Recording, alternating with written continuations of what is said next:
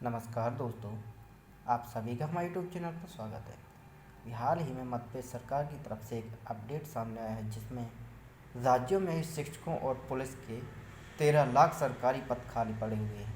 आइए जानते हैं पूरा अपडेट, वीडियो में लास्ट तक बने रहिएगा।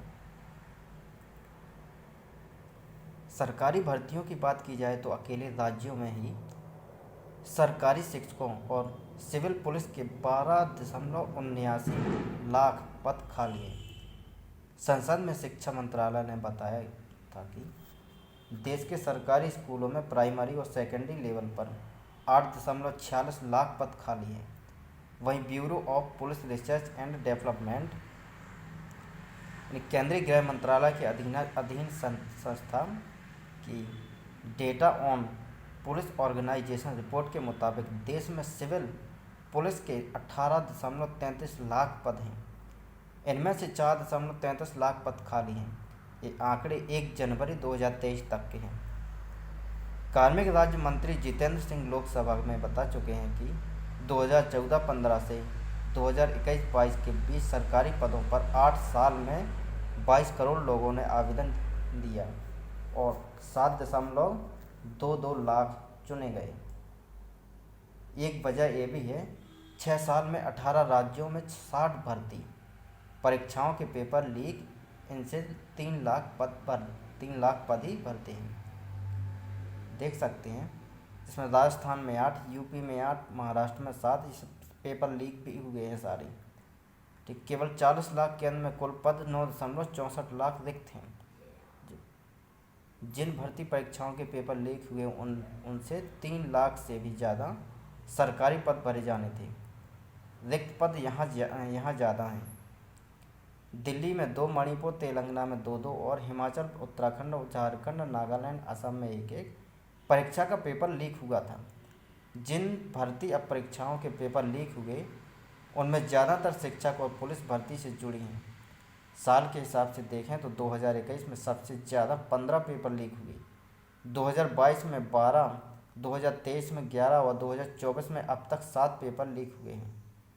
साथ ही 15 केस में पेपर लीक के 1 साल बाद फिर परीक्षा हुई।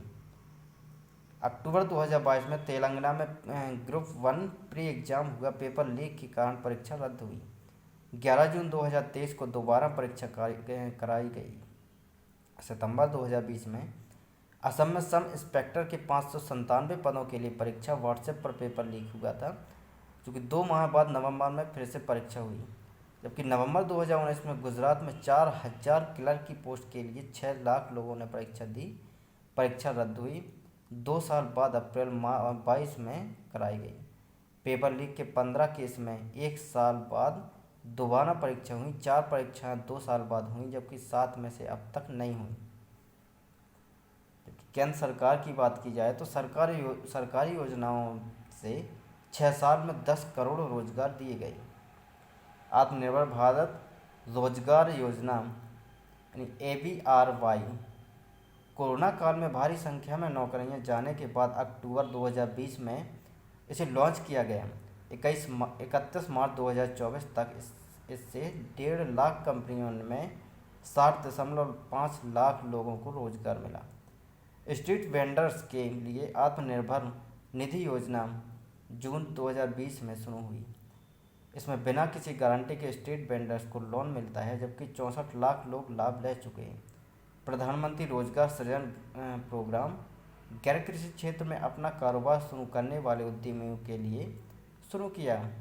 2018-19 से जनवरी 24 तक 37.46 लाख जॉब पैदा हुई। दीनदयाल अंत्योदय शहरी गरीबों को स्वरोजगार के काबिल या कुशल कर्मियों में शामिल करने के लिए शुरू हुई। 2018-19 से जनवरी 2024 तक 5.48 लाख को स्किल ट्रेनिंग दी गई। प्रधानमंत्री मुद्रा योजना की बात की जाए तो स्वरोजगार के लिए 10 लाख तक का लोन बिना किसी गारंटी देते हैं। 29 मार्च 2024 तक इसके तहत 47.7 करोड़ रुपए का लोन दिया गया। 2024-25 के बजट में मुद्रा लोन की राशि 20 लाख रुपए तक कर दी गई। स्टैंड अप इंडिया अप्रैल 2016 में शुरू। SC/ST व महिलाओं को स्वरोजगार के लिए 10 लाख रुपए से 1 करोड़ रुपए तक का लोन दिया जाता है। 20 मई 2024 तक 2.29 लाख से ज़्यादा लोगों को 51,724 करोड़ रुपए लोन दिया गया है। स्टार्टअप इंडिया की बात करें तो इसके जरिए 2016 से दिसंबर 2023 तक प्रत्यक्ष तौर पर 12.42 लाख नौकरियां पैदा हुई। सामर्थ्य योजना देश को वस्त्र उत्पादन के क्षेत्र में आगे बढ़ाने के लिए 5 साल के लिए सामर्थ्य योजना शुरू की गई थी। इसकी सफलता देखते हुए इसे बाद में मार्च 2024 तक बढ़ाया गया। करीब 1.3 लाख लोगों को हुनर सिखाया जा चुका है। करीब 80,000 लोगों को रोजगार भी मिल चुका है। मेक इन इंडिया की बात करें तो श्रम और रोजगार मंत्रालय के मुताबिक 2018 से 22 तक 8 करोड़ से अधिक नौकरियां पैदा की। डिजिटल इंडिया सूचना प्रौद्योगिकी और दूरसंचार मंत्री अश्विनी वैष्णव के मुताबिक डिजिटल अर्थव्यवस्था के 3 क्षेत्रों इलेक्ट्रॉनिक्स, स्टार्टअप और आईटी में 80 से 90 लाख नौकरियां पैदा हुई। 2 साल में 1 करोड़ पहुंचाने का लक्ष्य। जबकि मनरेगा 100 दिन रोजगार की गारंटी देने वाली इस योजना में 2022-23 में 2019-20 से 28.4 करोड़ ज़्यादा काम के दिन दिए। 2023-24 में 40 करोड़ से ज़्यादा काम के दिन। इसके अलावा भी रोजगार सृजन की कई योजनाएं प्रस्तावित हैं। तो आज के लिए बस इतना ही। यदि चैनल पर नए हो तो चैनल को सब्सक्राइब जरूर कर लें, साथ ही अपने दोस्तों के साथ शेयर करें। वीडियो पसंद आई हो तो लाइक ज़रूर करें। जय हिंद, जय भारत।